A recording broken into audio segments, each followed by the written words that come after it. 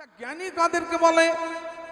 দেখবেন যাদের বড় বড় ডিগ্রি আছে তাদেরকে বলা হয় এ জ্ঞানবান ছেলে রে, এ জ্ঞানী ছেলে, অনেক ডিগ্রি আছে। সে ডিগ্রিওয়ালা ছেলেটা যদি কিছু ভুল করে তখন আমরা কি বলি, তুই এত পড়াশোনা করেছিস, তোর একটু জ্ঞান নয়? কিন্তু ভক্তমণ্ডলী, ভক্তিমতী মায়েরা, এই জ্ঞান আর ডিগ্রির মধ্যে পার্থক্যটা অনেক। অনেকের দেখবেন ডিগ্রি আছে কিন্তু জ্ঞান নাই, আবার অনেকের জ্ঞান আছে কিন্তু ডিগ্রি নাই। পরম পুরুষ শ্রী শ্রী রামকৃষ্ণ ঠাকুরের কোনো ডিগ্রি ছিল কি?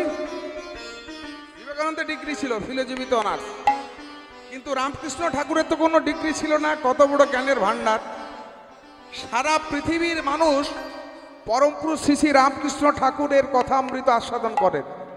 এখানে যারা বসে রয়েছেন কার কি ডিগ্রি আমি জানি না, কিন্তু এটা আমি গ্যারান্টি দিয়ে বলতে পারি, যাদের মধ্যে প্রেম, কৃষ্ণ চৈতন্য, ভগবত চৈতন্য রয়েছে, তারাই হলেন কলিযুগের সব থেকে বড় জ্ঞানী। নিতাই গো হরি বল। কারণ জীবের স্বরূপ হলো কৃষ্ণের নিত্য দাস, ভগবত চেতনা, চৈতন্য। এই পশু আর মানুষের মধ্যে পার্থক্যটা কি জানেন? এখানে গরু ছাগলটা কীর্তন শুনছে, মানুষ শুনছে।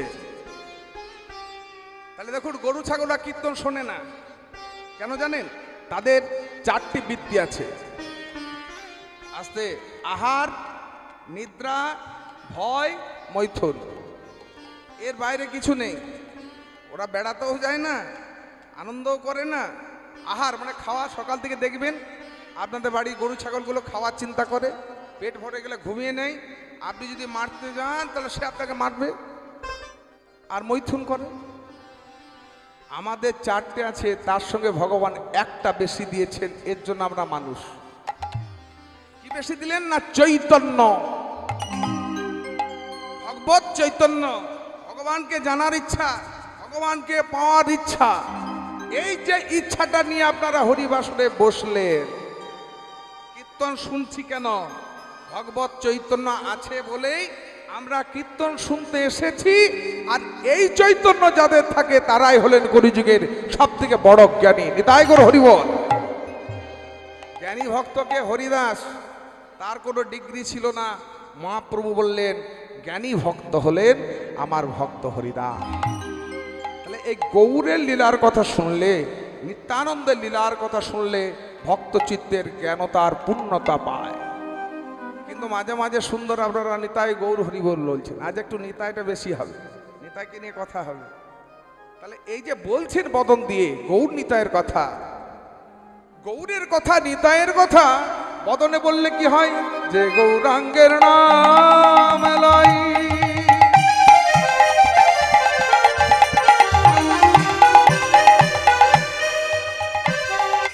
আমার প্রেমের গোরা,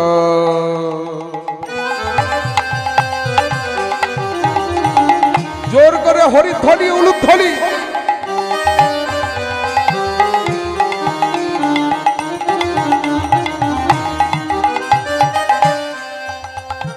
নবদ্বীপ চন্দ্র সোনার বরণ গো হরি,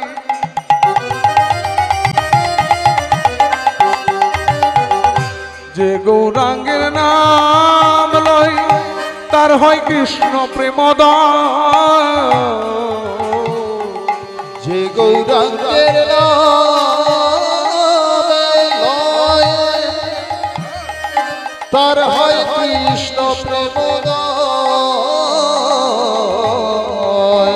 ও গো তারে বই যাই বলি হারি, ও গো তার যাই বলি হারি। আমি যতই বলি ততই হারি, আমি যতই বলি ততই হারি। আমার গৌরাঙ্গের মধুর লীলা যতই বলি ততই হারি। আমার শ্রী গৌরাঙ্গের মধুর লীলা যতই বলি ততই হারি। আমার শ্রী গৌরাঙ্গের মধুর লীলা যে যে সেদে প্রেম দিলা। আমার শ্রী গৌরাঙ্গের মধুর লীলা যে যে প্রেম দিলা। গৌরাঙ্গের যেন যেতে যেতে প্রেমে ও গো শ্রী গৌরাঙ্গের মধুর লীলা আমার শ্রী গৌরাঙ্গের মধুর লীলা ততই বলিত যে গৌরাঙ্গের নাম লয় তার হয় প্রেমদোষ। মানে গৌরের নাম নিলে আমরা বলি না জয় নিতাই জয় গৌর, এই যে মুখে বলছি বলার ফলটা কি পাচ্ছি না, যে গৌরাঙ্গের নাম লয় তার হয় কৃষ্ণ প্রেমোদয়। এদিকে মায়ের একটু বাহু তুলুন তো, জয় নিতাই জয় গৌর। তাহলে এই যে বললেন কি ফল হলো, পাবো কি?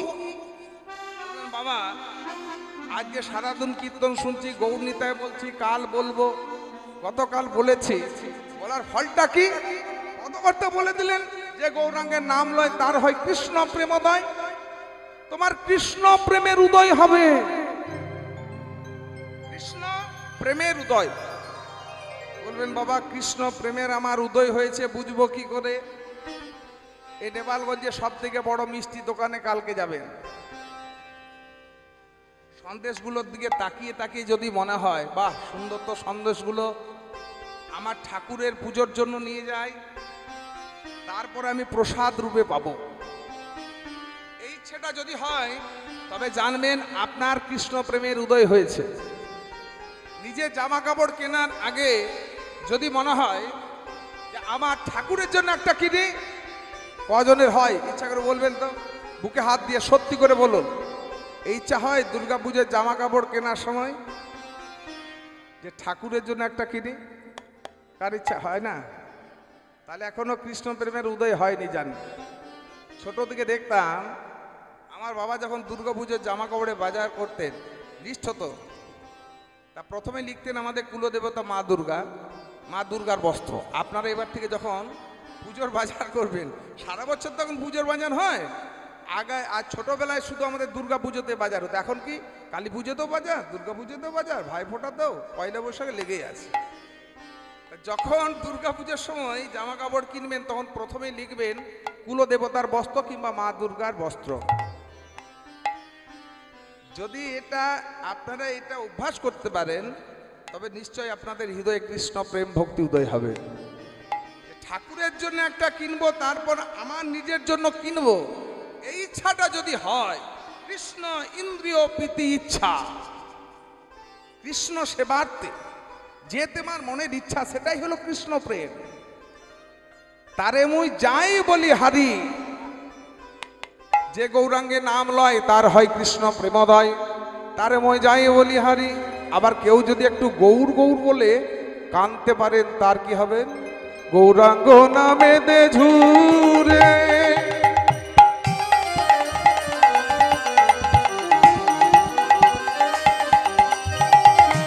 কৃষ্ণের নিত্য লীলা দেখে অন্তরে, গৌরাঙ্গের নামে ঝুরে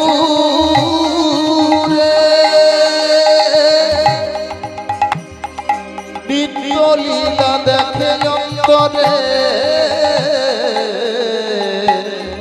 সেজনা ভক্তি অধিকারী, ও গো সেজনা ভক্তির অধিকারী, নামে নিতে যার নয়ন ঝরে, হরি নামে নিতে যার নয়ন ঝরে, কৃষ্ণ নিত্য লীলা দেখে অন্তরে, নাম নিতে যার নয়ন ঝরে, কৃষ্ণের নিত্য লীলা দেখে অন্তরে, নাম নিতে যার নয়ন ঝরে। কেউ যদি গৌর গৌর বলে কাঁদতে পারেন তিনি ভক্তি পাবেন। সংসারের জন্য কাঁদি, প্রিয়জনকে হারিয়ে কাঁদি, মোবাইলটা হারিয়ে গেলে কাঁদি, সোনার জিনিস হারিয়ে গেলে কাঁদি। ভগবানের জন্য কজন কেঁদেছেন গো? কান্না কত প্রকারের? 3 প্রকারের। শোকের সময় আমরা কাঁদি, এই শোকের সময় যে কান্না তা হলো শোকাশ্রু।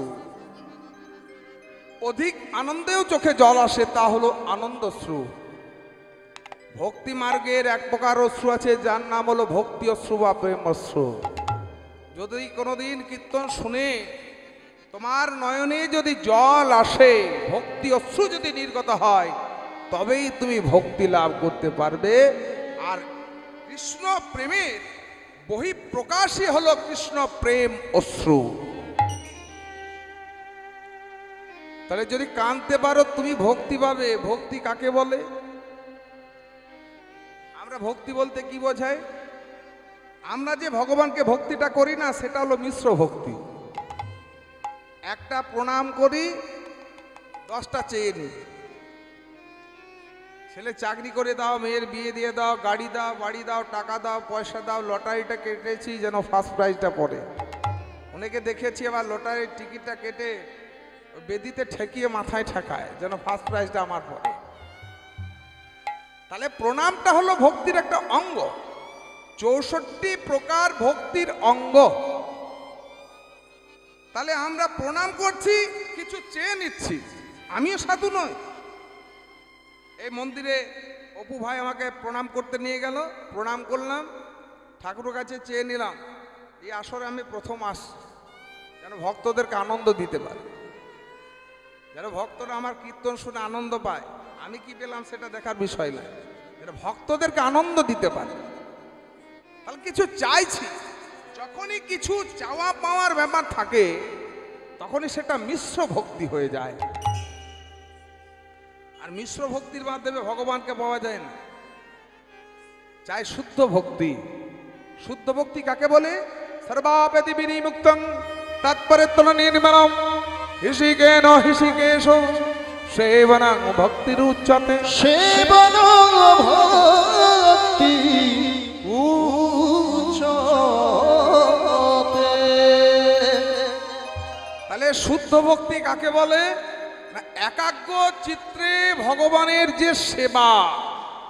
ভক্তি ভজ ধাতুর সঙ্গে বিপত্তয় যোগ করে হয়েছে ভক্তি। ভক্তির আসল রূপটাই হলো, অর্থটাই হলো সেবা। সেবা করা। ধরুন আমি কালীর সেবা পূজা করি, আমি কালীর ভক্ত, কালীর প্রতি আমার ভক্তি। আমি দুর্গাকে ভালোবাসি, দুর্গার সেবা পূজা করি, দুর্গার প্রতি আমার ভক্তি। আমি শ্রীকৃষ্ণকে ভালোবাসি, তার সেবা করি, সেটা হলো কৃষ্ণের প্রতি ভক্তি। ভক্তির আসল অর্থটাই হলো সেবা। অশুদ্ধ ভক্তি কোনটা? যে সেবাতে কোনো কামনা বাসনা থাকে না, সেটা হলো শুদ্ধ ভক্তি। অশুদ্ধ ভক্তির মাধ্যমে কৃষ্ণ প্রাপ্তি। মিশ্র ভক্তিতে তোমার লটারির টাকা পড়বে, কিন্তু ভগবানকে পাওয়া যাবে না। কেহ কইলে নাম লইলে সর্বপ্রাপ্তি হয়, সর্বপ্রাপ্তি হয়। কেউ যদি মনে করেন কীর্তন শুনে, কীর্তন করে আমার ব্যবসাটা ভালো হয়েছে, আমার ছেলের চাকরি হয়েছে, আমার সংসারটা বেশ ভালো চলছে, তাহলে জানবেন আপনি কীর্তনের আসল ফল পেলেন না। লটারির হয়তো টাকা পেলেন 5 কোটি, কীর্তন শোনার পর ভগবান শ্রীকৃষ্ণের চরণে ঠেকালেন, টিকিটটা পেয়েছেন 5 কোটি টাকা। এটা কিন্তু কীর্তনের আসল ফল নয়। আবার কেহ কইলে নাম লইলে পাপ হয় ক্ষয়। কেহ কইলে নাম লইলে পাপ হয় ক্ষয়। আবার কেউ যদি মনে করেন জীবনে অনেক পাপ করেছি, এই পাপ খণ্ডনের জন্য একটু কীর্তন শুনবো, কীর্তন দেব, পাপ খণ্ডন হবে, কিন্তু কীর্তনের আসল পাওয়া হলো না। তাহলে কীর্তন থেকে আসল পাওয়া কি? ভক্ত হরিদাস বলে দিলেন, কেহ কইলে নামে লইলে প্রেম উপায়। কেহ কইলে নাম লইলে প্রেম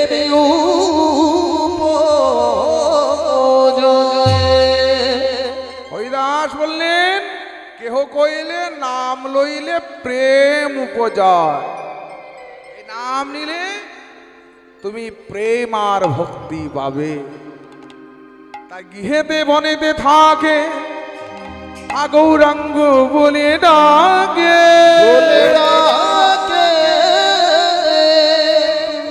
নরোত্তম মাগে তার সঙ্গ,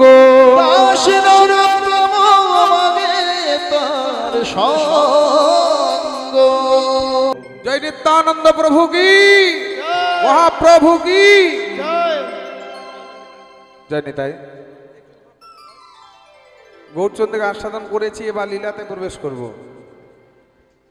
ভগবান শ্রীকৃষ্ণের একটি চলুন অপরূপ লীলা, যার মধ্যে রয়েছে অনেক শিক্ষামূলক কথা।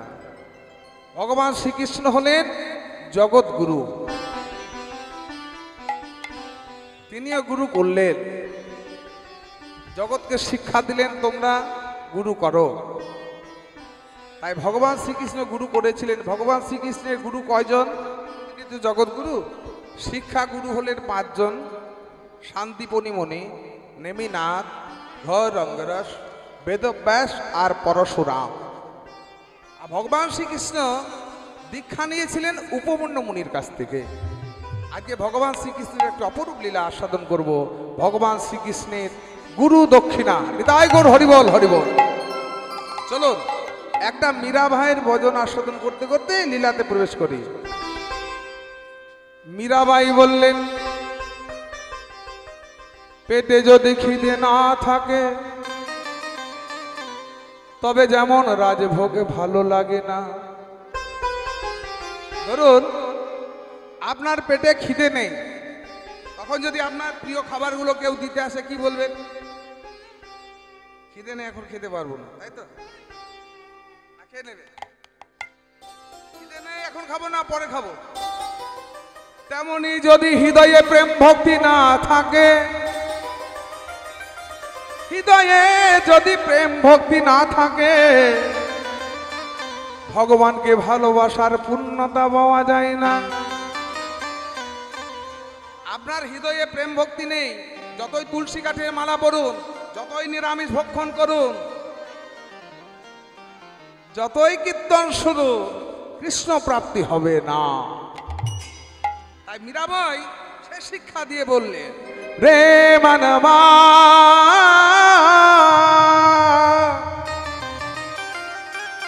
মनमा রে মनमा রে, साधन करना चाहिए मनमा, साधन करना चाहिए मनमा, भजन करना चाहिए, प्रेम लगाना चाहिए मनमा, पीड़ित करना चाहिए, साधन करना चाहिए मानवा, भजन करना चाहिए, साधन करना चाहिए मनुआ, भजन करना चाहिए, प्रेम लगाना चाहिए मनमा, पीड़ित करना चाहिए, चाहिए मानवा, पीड़ित करना चाहिए, साधन करना चाहिए मनमा, भजन करना चाहिए, साधन करना चाहिए मानवा, भजन करना चाहिए। तुलसी बिन से हरि मिले तो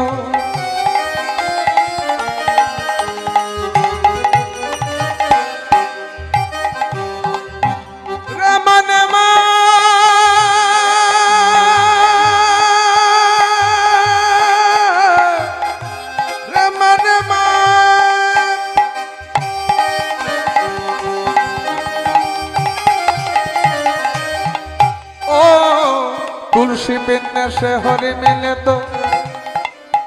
তুলসীর মালা কতজন পরে আছেন একটু হাত তুলি আমার সঙ্গে। ও তুলসী बिन्ने से हरि मिले तो मैं पी दो तुलसी झाड़, पाथर पूजन से हरि मिले तो मैं पूजूं বুঝুঙ্গা পাহাড়। মীরাবাই বলছেন তুলসী কাঠের মালা পরলে যদি হরিকে পাওয়া যায়, আমি গলা ভর্তি তুলসী কাঠে মালা পরে নেব, হরিকে পেয়ে যাব। বাহ! তুলসী হলো কৃষ্ণ প্রেয়সী। গলায় যদি তুমি তুলসী কাঠের মালা পরো, কৃষ্ণ প্রেয়সী টানে হয়তো একদিন কৃষ্ণ তোমার কাছে আসবে। আবার এই কাল যেখানে গান করছিলাম মেদিনীপুরে, সেখানে বলছেন এক ভক্ত, এখনো তুলসী কাঠের মালা পরি নাই, তবে পরবো ভাবছি। কেন? এখন একটু মাছ মাংস খায়। ও, তাহলে আপনার ধারণাটা কি, যে তুলসী কাঠের মালা পরে যদি মাছ মাংস খায় তাহলে পাপ হবে? মালা পরে খেলেও মাছ মাংস খেলে পাপ, না পরে খেলেও পাপ, এটা জেনে রাখুন। ওটা তো আপনার খাদ্য নয়। তুলসী কাঠের মালা পরেও খেলে পাপ, না পরে খেলেও পাপ। তুলসী बिन से हरि मिले तो मैं पी दो तुलसी झाड़, पाथर पूजन से हरि मिले तो मैं पूजूंगा पहाड़। একটা পাথরকে পূজা করলে যদি হরিকে পাওয়া যায়, হিমালয় পাহাড়কে পূজা করব, বড় বড় পাথর আছে। যতই তুমি তুলসী কাঠে মালা পরো, আর যতই তুমি পাহাড় পর্বতকে পূজা করো, পাথর পূজা করো, হৃদয়ে যদি প্রেম ভক্তি না থাকে, ভগবানের কৃপা তুমি পাবে না। একবার প্রেম লাগানা চাহি রে বলवा, পীড়িত করে না চাহিए, সাধন করনা সাধন করনা চাইয়ে মানব, ভজন করনা চাইয়ে।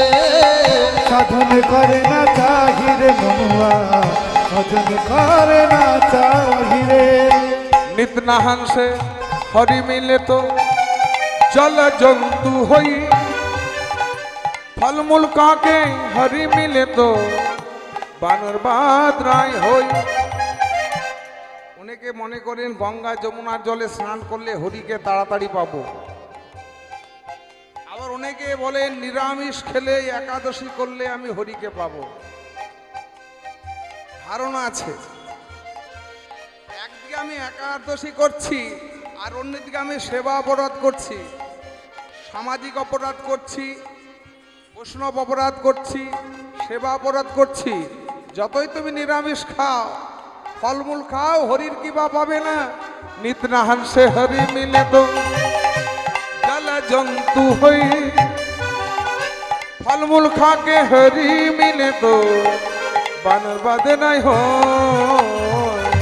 সাধন করনা সাধন করনা চাইয়ে মানব, ভজন করনা চাইয়ে।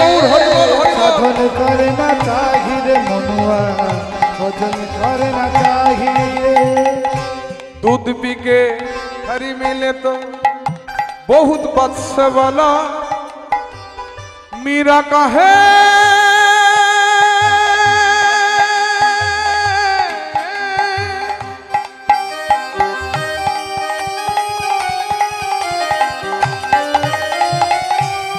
ए मीरा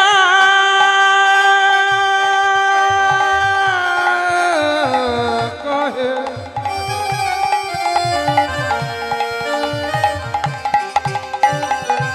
मीरा का है बिना प्रेम से। आस्ते राधे राधे। अरे ভগবানকে পাওয়ার জন্য কি দরকার? কৃষ্ণকে পাওয়ার জন্য কি দরকার? প্রেম। मीरा का है बिना प्रेम से ना मिले नंद लाला। সাধন করনা চাইয়ে মানব, ভজন করনা চাইয়ে। मन मा